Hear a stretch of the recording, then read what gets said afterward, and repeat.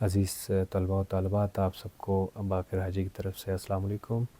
امید کرتا ہوں کہ ہماری جو گفتگو ہے وہ بلتستان میں ادب کے حوالے سے اسی عنوان پر ہوگی اور آپ اس سے کچھ نہ کچھ سیکھ پائیں گے۔ دوران گفتگو کچھ ریفرنس کے لیے میرے پاس کچھ مواد بھی موجود ہیں، اس سے بھی میں استفادہ کرتا رہوں گا تاکہ آپ تک جو ہے کوئی بہتر مواد میں پہنچا سکوں۔ تو عزیز طلباء، مورخین لکھتے ہیں کہ گلگت بلتستان میں ادبیات یعنی اردو زبان سے متعلق مختلف اصناف کی صورت میں اپنی اپنی جغرافیائی اور ثقافتی سرحدوں تک ایک زمانے تک یہ محدود رہی، یہاں تک کہ ایک وقت تھا 2010 سے پہلے گلگت بلتستان کو شمالی علاقہ جات کہا جاتا تھا۔ تو شمالی علاقہ جات میں ڈوگروں سے آزادی سے قبل کے دور کو پروفیسر عثمان علی نے دور بے ادب کہا ہے، یعنی یہاں پر ادب موجود نہیں تھا۔ میرے خیال میں دور بے ادب کہنا صریحاً بے ادبی ہے، اور اردو ادب کے حوالے سے یہ بات تو 16 آنے ٹھیک صحیح، مگر مقامی ادب حتیٰ کہ فارسی ادب کی تاریخ بھی بلتستان میں بہت پرانی ہے۔ شاعری اور شعر کا جو شعور ہے وہ یہاں کے لوگوں میں کسی نہ کسی طرح موجود تھا۔ یہی وجہ ہے کہ گلگت بلتستان میں اردو زبان میں نثری ادب سے پہلے شعری ادب کے نمونے دستیاب ہوئے ہیں، اور مقامی شاعروں میں مراد خان مراد کی ایک منقبت دستیاب شدہ شواہد کی روشنی میں 1860 کے لگ بھگ تخلیق ہوئی ہے۔ مراد خان جو شگر کے اماچا خاندان کے راجا بھی رہے، اور اس کے دور میں بلتی زبان کے معروف شاعر وا جوہر علی نے بھی اردو شاعری سے متاثر ہو کر بلتی میں انہوں نے بھی شاعری شروع کی۔ 1844 میں 1840 سے 1844 کے درمیان اردو کو بطور سرکاری زبان بلتستان میں رائج کیا گیا، اور 1892 میں سرکاری اسکولوں کی بنیاد پڑتے ہی اردو یہاں تعلیم کا ذریعہ بھی بن گئی۔ اسی طرح سید عالم لکھتے ہیں کہ 1857 کے بعد ڈوگرا فوج گلگت بلتستان میں اردو کے الفاظ لے کر آئے۔ اردو کی مقبولیت کی ایک وجہ جو ہے وہ ہمارا مسلمان پناہ بھی ہے، سنسکرت بدھوں کی، ہندی ہندوؤں کی، انگریزی فرنگیوں کی، اور پنجابی سکھوں کی زبان اور شناخت سمجھی جاتی تھی، اور اردو کے در پردہ چونکہ کسی مخصوص مذہبی شناخت یا اثر موجود نہیں تھا، تو اس لیے مسلمانوں کے لیے یہ زبان جو ہے وہ عین حلال یا موافق ٹھہری، اور عربی اور فارسی کے اختلاط کی سہولت نے بنا قباحت و اہانت کے اسے مملکت خداداد کی قومی زبان بننے میں تسہیل فراہم کی، یہ اردو ادب کے ماہرین کہتے ہیں۔ اردو ادب کے آغاز اور ارتقاء کا اگر ہم جائزہ لیں تو ہمیں یہ علم ہوتا ہے کہ یہاں اردو ادب جو ہے کچھ مختلف ادوار سے گزرا ہے۔ پہلا دور ہم کہہ سکتے ہیں 1840 سے 1925 تک کا دور ہے۔ یہ دور ڈوگرا حکومت کے جبر و استبداد کا تھا، اور اسی دور میں سرکاری سطح پر جو ہے سرپرستی کے باعث اردو کا یہاں چال چلن عام ہوا۔ دوسرا دور 1925 سے 1948 تک کا دور ہے۔ یہ دور باقاعدہ تصنیفات کا دور ہے، اور خاص طور پر مذہبی کتابیں اس دور میں کثرت سے سامنے آئیں، اور ان کی تصانیف کی اکثریت جو ہے وہ نثری ادب کا حصہ ہے۔ 1934-35 میں بلتستان میں مشاعرے بھی شروع ہوئے، اور اس وقت ایک کشمیری نژاد تحصیلدار جو ہے جن کا نام بھی موجود ہے کتابوں میں، سید ذوالفقار علی نسیم جو ہے وہ اسکردو میں تعینات ہوئے، تو وہاں سے پھر شعر و ادب کا سلسلہ اور مشاعروں کا سلسلہ شروع ہوا۔ اس زمانے میں کہا جاتا ہے کہ غلام مہدی مرغوب جو ہے وہ بلتستان کے شاعر کے طور پر وہ شعر کہا کرتے تھے اور مشاعروں میں شرکت کرتے تھے۔ جو تیسرا دور ہے وہ 1948 تا 1951 کو کہا جاتا ہے، اور اس عرصے میں یہاں پر ڈوگروں کی غاصبانہ تسلط سے آزادی ملی، اور ڈوگروں سے آزادی کے ساتھ ہی صحافت، شاعری، ڈرامہ نگاری اور دیگر اصناف ادب میں طب آزمائی ہونے لگی۔ چوتھا دور جو ہے وہ 1951 سے 75 تک کا ہے۔ اس زمانے میں مقامی قلمکاروں کے روابط پاکستان کے دیگر علاقوں سے قائم ہوئے، اور اردو ادب کو فروغ حاصل ہوا، اور مقامی ادباء اور شعراء نے جو ہے بلتستان سے باہر بھی اپنے آپ کو منوایا، اور 1949-50 کے دوران یہاں پر رسائی ادب کا بھی رجحان پیدا ہوا۔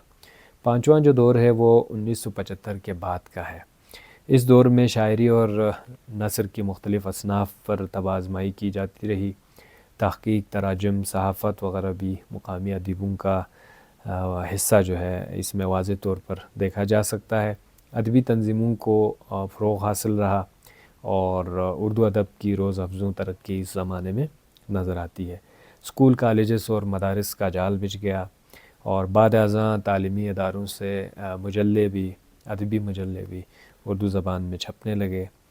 اسی طرح 16 اپریل 1979 کو ریڈیو پاکستان اسکردو کی بنیاد پڑی، اور وہاں سے بھی پھر اردو ادب کو مختلف پروگراموں کے ذریعے فروغ حاصل ہوا۔ اسکردو میں ادبی انجمن حلقہ علم و ادب بطور ایک باضابطہ ادبی تنظیم کے طور پر سن 1984 میں وجود میں آئی۔ 1985 میں گلگت میں کراکرم رائٹرز فورم کی بنیاد پڑی، اور ان کے بانی اراکین نامور ادباء اور شعراء رہے ہیں، تاہم ان کا نام لینا جو ہے فی الحال اس تنگی وقت کی وجہ سے ہم اس کو سکپ کر رہے ہیں۔ بہرحال یہ آپ کے لیے ایک غذائے فکر ہے، آپ اس گفتگو کو سننے کے بعد تحقیق کریں گے اور مقامی ادباء کی کتابیں کھنگالیں گے تو یہ بھی آپ کے سامنے آ جائے گا۔ اور مطالعہ شمال مطبوعہ جون سن 2005 کی روشنی میں گلگت اور دیامر ریجن میں اردو قلمکار نثر نگاروں کی تعداد جو ہے وہ 130 تھی، جبکہ 46 شعراء کے نام ملتے ہیں، اور جن میں سے 5 خواتین بھی ہیں، مگر کوئی خاتون جو ہے وہ بطور شاعرہ موجود نہیں ہے، یعنی وہ نثر لکھتی تھی۔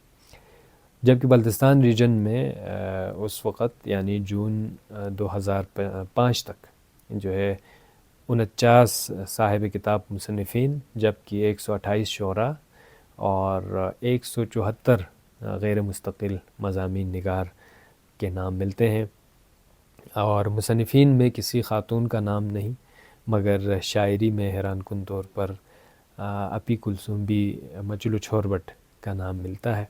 گویا بقول منیر نیازی کے شعر کا تبدیل ہونا، شاد رہنا اور اداس، رونقیں جتنی یہاں ہیں عورتوں کے دم سے ہے۔ تو گلگت بلتستان میں 23 رجسٹرڈ ادبی انجمنیں اور 7 بڑی لائبریریاں قائم ہیں۔ 2005 کے بعد کوئی منظم تحقیق پر مبنی ریکارڈ دستیاب نہیں ہوا۔ فی زمانہ نوجوان شعراء کی اچھی خاصی تعداد جو ہے اس وقت موجود ہیں، اور بہت سی ادبی انجمنیں اور تنظیمات بھی قائم ہو چکی ہیں، اور بلتستان میں اس وقت درجن بھر خواتین شعراء بھی طب آزمائی کر رہی ہیں، جبکہ خواتین مصنفین بھی میدان عمل میں آ چکی ہیں۔ ڈاکٹر عظمیٰ سلیم کی زبان و ادب اور تاریخ پر کتابیں بھی موجود ہیں۔ اس کے علاوہ متعدد کالجوں اور یونیورسٹیز کی طالبات جو اخبارات اور رسائل کے لیے مضامین اور کالمز بھی لکھ رہی ہیں۔ تو امید کرتا ہوں کہ اس گفتگو سے آپ کچھ سیکھ رہے ہوں گے۔ ہم صرف خلاصتاً پیش کر رہے ہیں، بہت زیادہ ڈیٹیل میں ہم نہیں جا پا رہے ہیں۔ نثری ادب کو ہم 2 بڑے گروپ میں تقسیم کر سکتے ہیں، تو مذہبی ادب اور غیر مذہبی ادب جیسے 2 بڑے گروہ بن سکتے ہیں۔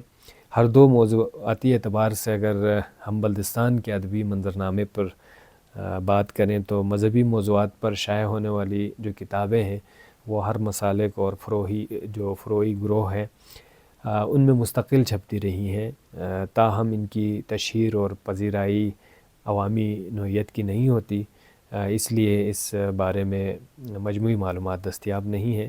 مذہبی ادب میں تصانیف کا ایک ضخیم حصہ جو ہے وہ تراجم کا بھی ہے، اور اس کے علاوہ تفسیر، توضیح اور تحقیقاتی مقالہ جات بھی شائع ہو چکے ہیں۔ یہاں ہم درسی موضوعات کو ترجیحاً مرکوز کریں تو غیر مذہبی موضوعات کو ہم مزید 2 گروہوں میں تقسیم کر سکتے ہیں، مثلاً فکشن یا غیر فکشن، افسانوی یا غیر افسانوی۔ اور اس میں غیر مذہبی ادب یا غیر افسانوی میں اس گروہ میں بیشتر جو تصانیف ہیں وہ صحافتی ادب کا حصہ ہے، یعنی تاریخ نگاری، کالم نگاری، انشائیہ نگاری، مضامین، مقالہ جات، شخصی خاکے اور خود نوشت اور سوانح عمری جیسے اصناف بھی اس پر بھی تھوڑا بہت کام ہوا ہے۔ اور غیر افسانوی کی اگر ہم بات کریں تو اس پر جو ہے یہ ہم نے بات کی۔ البتہ نثری ادب کے بیشتر جو مصنفین ہیں ان کے لیے کتابت اور مضمون نویسی میں سیاسیات، تاریخ، علاقائی جغرافیہ اور رپورتاج بھی اور صحافتی ادب کی زمین جو ہے وہ زیادہ قابل عمل رہی ہے بلتستان کی اگر ہم بات کریں تو۔ غیر فکشن کی صنف میں سفرنامہ نگاری پر بھی بعض مصنفین کے کام بھی بقدر لب و دندان ہی رہی ہے، اور عبدالسلام ناز اور ڈاکٹر مظفر انجم اس صنف کے سرخیل مانے جاتے ہیں۔ ان کی پیروی میں پہلی خاتون سفرنامہ نگار کے طور پر انیتا کنول کی ایک کتاب بھی منظر عام پر آ چکی ہے، آپ کا تعلق بلتستان سے ہے۔ تاہم اس شعبے میں ادبی تنقید اور اسی طرح طنز و مزاح اور فن و شخصیت جیسے موضوعات ابھی بھی توجہ طلب ہے، اور علاوہ ازیں رومانوی ادب کی نثری گلیوں میں سے کسی شمالی فقیر کا ہنوز گزر نہیں ہوا۔ گلگت میں عبدالسلام ناز اور دیگر کچھ ہمارے لکھنے والے ہیں جو اس پہ کام کر رہے ہیں۔ بلتستان میں حال ہی میں اشرف حسین اشرف کی افسانوں کی کتاب چھپ چکی ہے۔ اردو ادب کی اگر ہم بات کریں تو 14ویں کا چاند، اور ذاتی طور پر میری بھی ایک چھوٹی سی کاوش رہی ہے، ایک ناول میں نے لکھا تھا پاتال کے نام سے۔ اس کے علاوہ بھی کچھ ناولز جو ہے وہ ہمارے ہاں اردو میں چھپ چکی ہیں۔ جس تاریخ کا ہم نے ذکر کیا اس کے بعد اس میں میرے خیال میں کچھ نام فوری طور پر میرے ذہن میں نہیں آ رہے ہیں۔ احسان علی دانش کا ناول ہے، اسی طرح ایک دو اور ناول نگار ہے، وہ جب ذہن میں ان کا نام آ جائے تو میں آپ سے شیئر کروں گا۔ اور اسی طرح سے غیر مذہبی افسانوی ادب میں داستان، ناول اور افسانہ نگاری میں کام نہ ہونے کے برابر ہیں۔ اس زمن میں باضابطہ ناول نگار کے طور پر گلگت سے احمد سلیم سلیمی صاحب کا نام قابل ذکر ہے، جن کی بڑی تصانیف جو ہے وہ منظر عام پر آ چکی ہیں۔ شکست آرزو، دشت آرزو اور حدیث دل ان کی تصنیفات میں سے ہے۔ بلتستان سے کتابی صورت میں مواد جو ہے وہ محمد حسن نصرت کی کتاب گلگت بلتستان اور عطور خواب کے نام سے ہے، اور شین میم کی بنت شمال، احسان دانش کی کتاب پھڑا، اور یشل برتی کی کتاب جو ہے وہ مغپون بہرام چو نثری ادب میں بطور ناول جو ہے وہ معروف ہے۔ اور گلگت اور اسکردو کے ریڈیو اسٹیشنز کے ریڈیائی ڈرامے بھی جو ہے وہ تخلیق کیے گئے، جن کا فکری محور زیادہ تر سماجی اور سیاحتی اور طنز و مزاح پر مبنی رہا۔ تاہم ڈرامے اردو کی بجائے مقامی زبانوں میں بھی تخلیق کیے گئے اور باقاعدہ کتاب کی صورت میں دستیاب نہیں ہیں۔ بلتستان میں اردو زبان میں افسانہ نگاری اور ادبی مضامین اور انشائے بھی تخلیق کیے جا رہے ہیں، تاہم مستقبل قریب میں ان کی اشاعت کے حوصلہ افزا امکانات نظر آ رہے ہیں۔ اردو افسانوں میں غزر سے عبدالسلام ناز اور بلتستان سے غلام حسن حسنی کے افسانے بھی چھپ چکے ہیں۔ اسی طرح اشرف حسین اشرف کی افسانوں کی کتاب جو ہے وہ بھی شائع ہو کر منصہ شہود پر آ چکی ہے۔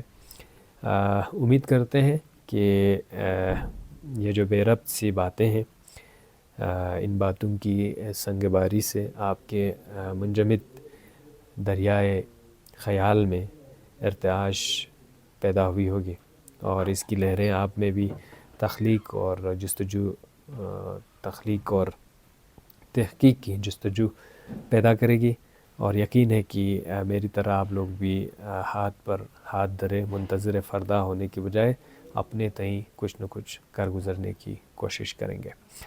یونیورسٹی آف بلتستان کے لیے قابل فخر اساتذہ اردو ادب کے حوالے سے اور فیکلٹی آف اردو میں اردو لٹریچر میں آپ کے پاس موجود ہیں۔ اس حوالے سے کوئی سوال ہو تو اپنے اساتذہ کے ذریعے آپ ہم تک اپروچ کر سکتے ہیں۔ ہماری کوشش ہوگی کہ آپ کو زیادہ سے زیادہ مستند مواد فراہم کر سکیں۔ آپ سب کا بہت شکریہ۔